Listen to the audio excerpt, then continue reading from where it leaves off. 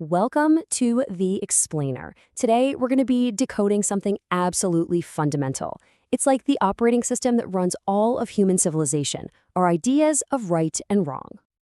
So let's just jump right in with a huge question, one that philosophers have been chewing on for centuries. Seriously, why don't we just do whatever we want all the time? What stops us from total chaos? Well, the short answer is our shared moral code. Okay, so to really dig into that big question, we've got to get our terms straight. Let's start with the basics, the absolute foundation for this whole conversation. All right, let's make this super clear right from the get-go. Morality, that's the what. The actual rules we live by, like don't steal, be kind, that kind of thing. But ethics, that's the why. It's the whole field dedicated to asking why those are the rules. It's like we're taking a look under the hood and really examining our moral hardware. And for a huge chunk of human history, the answer to that why question was pretty simple. Because a higher power said so. That's it. Divine command was the ultimate authority. And hey, it was a really effective way to get everyone on the same page, right? It gave the rules a foundation that you just didn't question.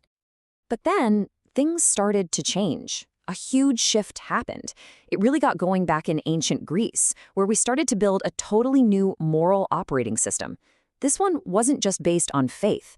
It was based on human reason. For the first time, we really started to question the rules. Yeah, you can seriously think of our moral code like software that's gone through some major version updates. Version 1.0 was that early rational inquiry in Greece. Then came the medieval period, which was kind of like a big patch that integrated divine command. And then, boom, the Enlightenment.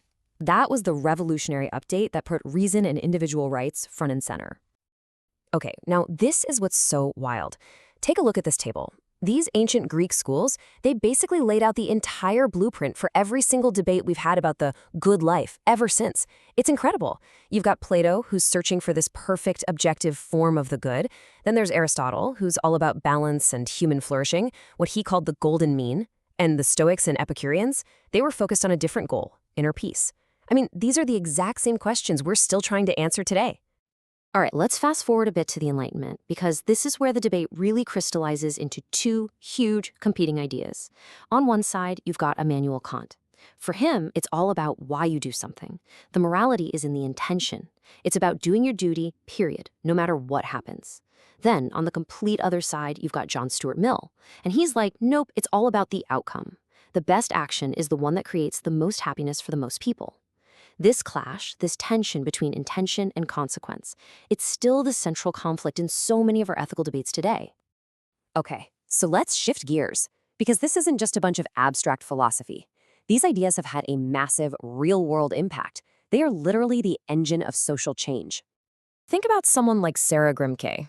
What she and other activists did was, well, it was radical. They took the moral logic people were using to argue against slavery, and they just extended it. They said, wait a minute, if one group of people deserves rights, then that means all people are equal moral beings. And that means everyone, regardless of their race or sex, deserves the exact same rights. And here's where you see the tangible impact. This wasn't just some symbolic victory. After women won the right to vote, a direct result of that ethical argument, states started spending way more on public health. And the result? A staggering 8 to 15% drop in child mortality. Let that sink in. A shift in our ethical thinking literally saved lives. And that brings us right up to today, to the ethical frontier of our time. We're facing challenges from new technologies and global crises on a scale that, honestly, our ancestors couldn't have even dreamed of. We're basically being forced to write new rules for the game as we're playing it. So the source material really highlights 5 huge areas where our moral code is being put to the test. You've got the climate transition, who pays for that? Data privacy, who owns you online? Labor disruption from AI, what does work even mean anymore? And bioethics. I mean, we're debating the very definition of life. But for now, let's zoom in on the big one, the one that kind of touches all the others, AI. Now, when we talk about AI ethics, a lot of people jump to some sci-fi movie scenario, right? Killer robots, the whole thing. But the real danger, it's already here, and it's way more subtle. The real risk is that we're building AI that learns from our own messy, biased history. It's inheriting our worst impulses, and then has the power to amplify those biases on a scale we've never seen before. I mean, look at this case study. It's a perfect and honestly kind of chilling example. Amazon tried to build an AI hiring tool, but they trained it on 10 years of old resumes, which were mostly from men. So what did the AI do? It taught itself that men were better candidates. It literally started penalizing resumes just for having the word women's in them. They had to scrap the whole project, but it just goes to show you how easily AI can learn and then automate our worst biases. Okay, so this raises a huge question. With challenges this big, with the stakes this high, who's actually writing the rules now? Who is responsible for the ethics of our hyper-connected, tech-driven world? Well, if you look at the corporate world, you can see this really interesting evolution. It started off simple, just business ethics, how you act inside your own company.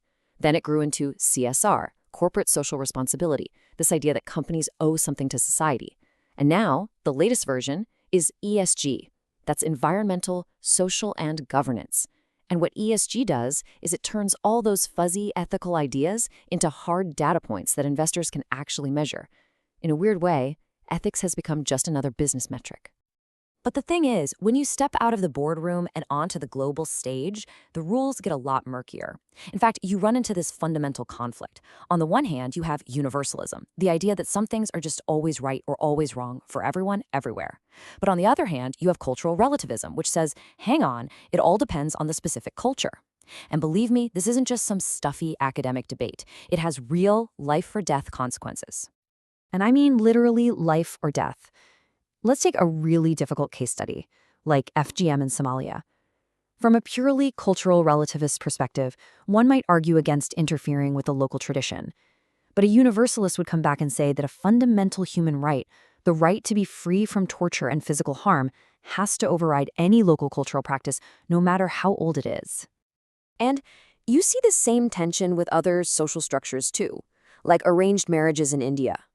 On the one hand, it can be seen as a deeply valued cultural norm that strengthens families and communities.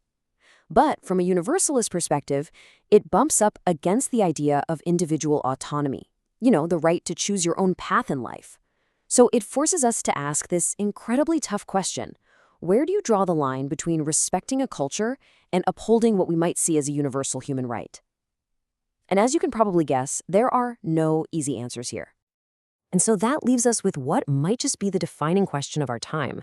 The big takeaway from all of this is that our moral source code, this thing that took thousands of years to evolve, is now being updated and rewritten at lightning speed.